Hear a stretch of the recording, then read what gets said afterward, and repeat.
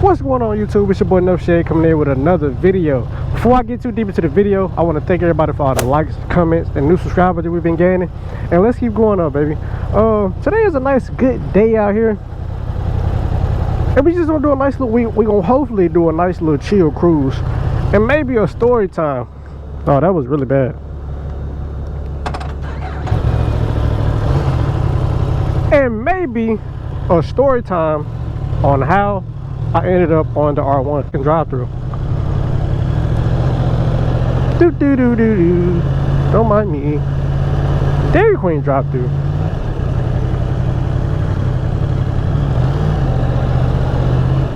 All right, now that the fun is over, I don't think I can go this way. Actually, I'm lost this shit.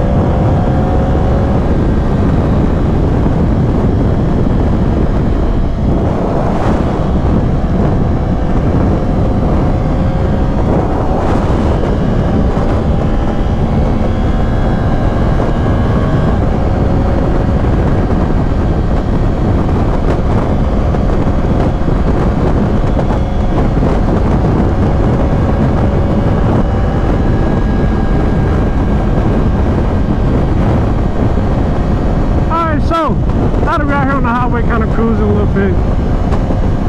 The story on how I ended up on the R1 is kind of crazy, but it's kind of not, right? So many of y'all don't know, but I had a SCATPACK before I had this, and it got totaled. I know, y'all be like, you had a SCATPACK, you couldn't drive that. What the heck make you think to get on a motorcycle? Or what's out the CC at that? Whatever. I don't know. Maybe I just like going fast. And that's how I ended up on the R1 or a motorcycle in general. It's because I like going fast. I don't know. It's crazy. But I don't like going fast to the fact that I don't know how to control myself. I don't know. Maybe just being able to know that I can go fast. Maybe that's what I like. Because I'm just not a racer or nothing like that. But so I wanted a motorcycle because I really wanted a Corvette. But I'm like, I don't want to spend all that money on a Corvette, and I don't need to drive. Like when I had the SCATPACK, I had SCATPACK for 3 years, and I had 20,000 miles on it. I don't think that's a lot of miles to me, but some people might say it's a lot. I don't think it's a lot of miles for 3 years. So I really don't drive that much to be spending a lot of money on a car that I'm going to be driving back and forth to work. You know what I'm saying? It didn't make no sense. But back to how I told the SCATPACK. So actually, I was actually cruising this day. I was chilling, because I was kind of tired, but I was tired on the way to the gym. That doesn't make no sense. Why am I going to the gym tired? And no, I do not work out. I was going to the gym to play basketball. I know many of y'all don't know me, but I'm very skinny, so no, I do not work out. I probably should, but we're only going to get a little running, a little cardio, and we out of there, baby. That's it. We going back home. But so I was headed to the gym, cruising. Well, not even like this. I was on the street. I was going through an intersection.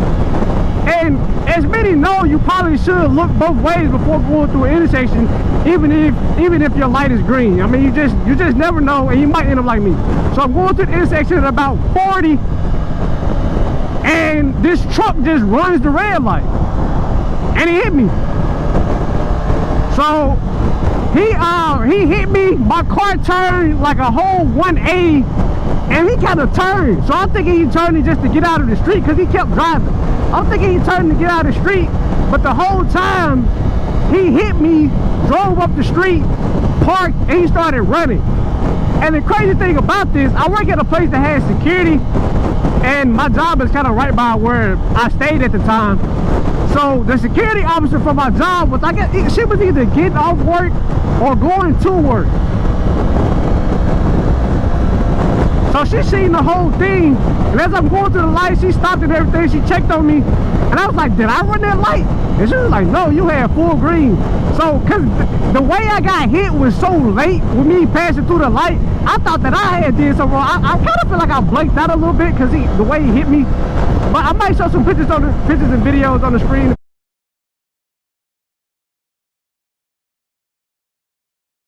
So actually I was like, did I run that light? She was like, no honey, you had full green. So at that moment I got fully relieved, because I'm like, man, I might have did something wrong, and now my insurance went up anyway. Please don't get over, sir. My insurance went up anyway.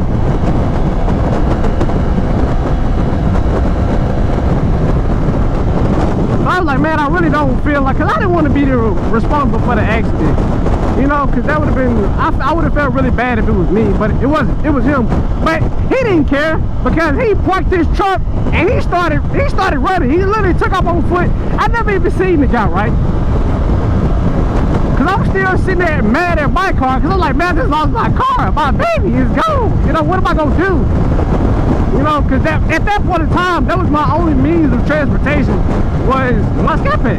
You know what I'm saying? I drove that everywhere that I didn't really go. But y'all get what I'm saying. So after all that happened, I want to shout out Progressive. I'm still with them now. They handled my claim really easy, and I really appreciate them. It only took about 2 weeks.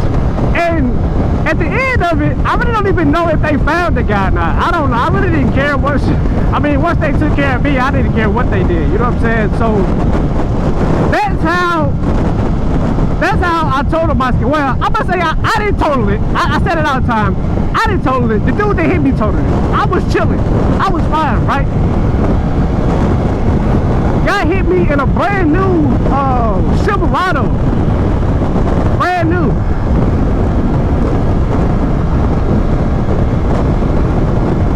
And then I waited months and months, because like I said, I was looking at the Corvette, and I kind of made my mind up on that I wasn't going to do it. There was a lot of money to be spending, and I decided not to do it.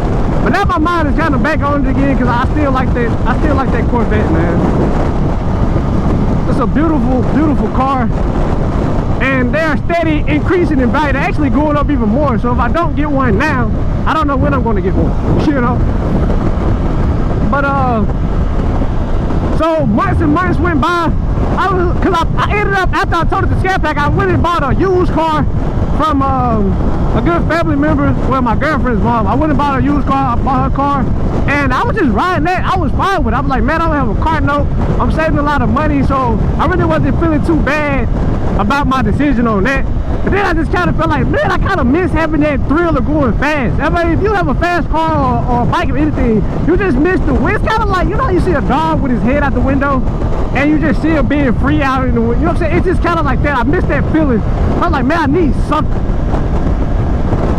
I need something. You know what I'm saying? So I started looking at motorcycles. I did everything right. I went and took the class to get my license. I got my insurance. I bought out my gear, and I went and looked for bikes. So I did a lot of searching. I was like, man, I really like the Kawasaki 636. I like that bike. I liked it a lot, and I felt like it was a good starter for me, and I feel like I would have been fine on it, right?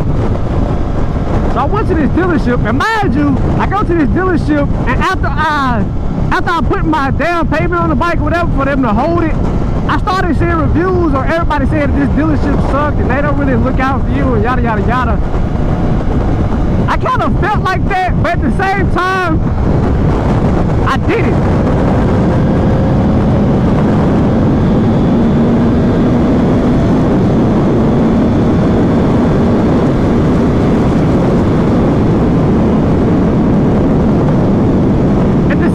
I did it, right? Because I knew once I put my money down, because it said it on the receipt, it was like no refundable down payment. So I was like, all right, cool. I mean, that's cool, bro. I get it. I don't understand why you can't get your money back, but whatever. So I put my money down, and I waited weeks and weeks to get my bike. Bike never came. I'm calling them for updates. I'm like, hey, any updates on my bike? Yada yada yada. And he's like, yeah, I don't know anything. I don't know when your bike will get here. So at that point, I'm kind of irritated, because originally I wanted the bike for my birthday. My birthday was on May 2nd, which was a couple weeks ago. I'm like, man, I really want this bike just because it would have made me feel better as a birthday present. I kind of feel like a little kid. feel like a little kid with not getting my birthday present. But it was like I bought it for I was buying something for myself. So I'm like, you know what I'm saying? I want it for my birthday. But I didn't get it, so I waited 3 weeks after that. Well, really 4 weeks after that. And they telling me that they don't have any updates. And now I put my money down, I can't get my money back. So now I just gotta wait, or this I'll end up on this bike. So I texted him one day, I was like, man, what bike do y'all have? Because this is ridiculous and I'm tired of waiting. So he was like, we got the R1 in. And I was like, alright, I'll come in and look at it. I mean, it's whatever, you know what I'm saying? So I go look at it. And I kind of fell in love with it. I was like, man, I watched some more videos. I was like, man, I can handle the 1000, whatever. Just throw it in low power mode, and we're gonna make it do what it do. And yeah, that's pretty much how we ended up on the R1.